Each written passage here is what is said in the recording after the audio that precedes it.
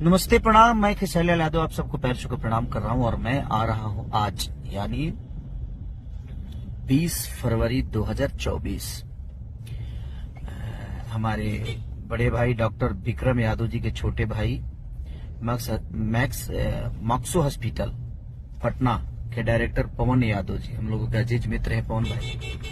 तो पवन यादव जी का आज तिलक समारोह है नवादा जिला ग्राम सुखनर में, जिला नवादा ग्राम सुखनर। तो मैं आ रहा हूं, आप लोग अपना प्यार और आशीर्वाद दीजिए हमारे पवन भाई को और पवन भाई की पूरी फैमिली को। प्यार की जरूरत है आप सबकी, तो मैं भी आ रहा हूं और आप भी आइए।